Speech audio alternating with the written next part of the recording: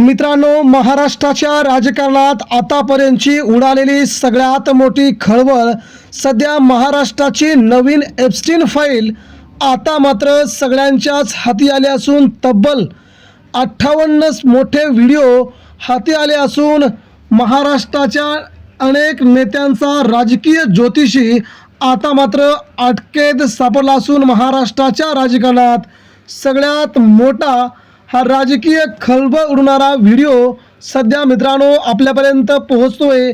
महाराष्ट्रात या बातमीने मात्र सगळ्यांचेच धाबे दणाणल्याची सगळ्यांची मोठी चर्चा आहे। कॅप्टन खरात महाराष्ट्रातील अनेक राजकीय नेत्यांचे भविष्य बघतानाचे फोटो मात्र आता समोर येऊ लागले आहेत। यामध्ये अनेक राजकीय नेते, महाराष्ट्रातील बड़े बड़े नव्हे तर देशातील बड़े बड़े उद्योजक, बड़े बड़े राजकीय नेते यांची नावे समोर येण्याची शक्यता आहे। प्रकरण वरवर दिसते एवढे सोपे नाही। ही संपूर्ण महाराष्ट्राच्या अनेक नेत्यांची राजकीय एप्स्टीन फाईल अखेर बाहेर पडावी तशीही बाहेर पडली असून यामध्ये बड़े बड़े मासे अडकले आहेत। राज्याच्या राजकारणात पुढील 8 दिवसामध्ये सगळे खुलासे होऊन मोठमोठे राजीनामे देखील होऊ शकतात अशी शक्यता सध्या वर्तवली जात आहे। कोणकोणत्या नेत्यांचे या राजकीय ज्योतिषींशी संबंध आहेत त्यांची नावांची यादीच मित्रांनो आता समोर आली आहे। हाय प्रोफाईल, अतिशय मोठ्या हाय प्रोफाईल लोकांचा हा ज्योतिषी असणारा खरात, कॅप्टन खरात याने मात्र आता महाराष्ट्राला चक्रावून सोडलंय। जवळजवळ 2000 महिलांचं लैंगिक शोषण करणारा हा हाय प्रोफाईल ज्योतिषी अशोक खरात याला काल बलात्काराच्या गुन्ह्यामध्ये अटक केल्यानंतर खरात याने सिन्नर तालुक्यामध्ये नाशिकमध्ये उभारलेले जे ट्रस्ट आहे लाखो करोडो रुपये खर्च करून हे बनवलं आहे। त्यामुळे इथे राजकीय नेत्यांच्या भेटी या ट्रस्टवर वारंवार होतात। राजकीय क्षेत्रातील मातब्बरांची वर्णी लावलेली असल्याने या प्रकरणाला आता वेगळं वळण मिळणार आहे। महाराष्ट्र महिला आयोगाच्या अध्यक्षा रुपाली चाकणकर या देखील श्रावणात गुरुपौर्णिमेला चाकणकरांची या ठिकाणी उपस्थिती असते। स्वयंघोषित कॅप्टन अशोक कुमार यांनी स्थापन केलेल्या शिवनिका संस्था निरगाव या संस्थांवरती महिला आयोगाच्या अध्यक्षा रुपाली चाकणकर या ट्रस्टी असल्याची देखील माहिती आता समोर येते।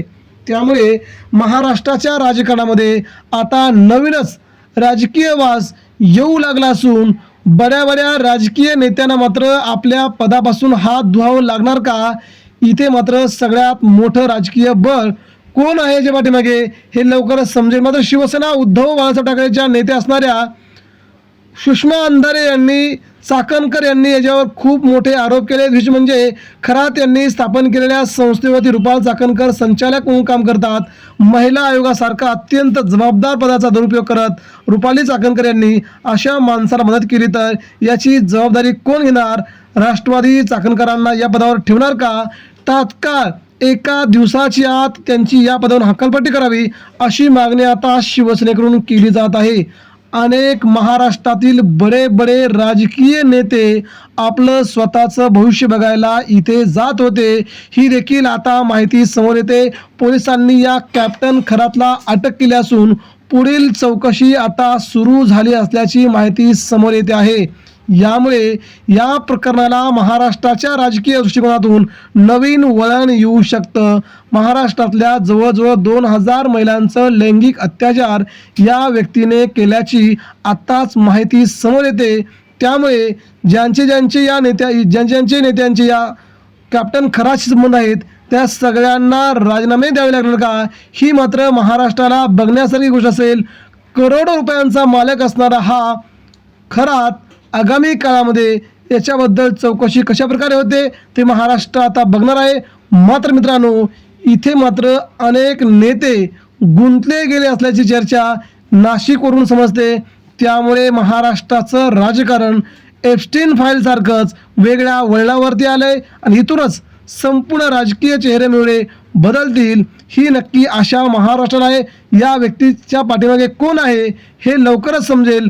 परंतु अनेक मोठमोठे नेते, राजकीय नेते इथे अडकलेत का हे आपल्याला लवकरच समजून येईल. मित्रांनो, बघूया, भेटूया नंतर नवीनच एका व्हिडिओमध्ये. धन्यवाद.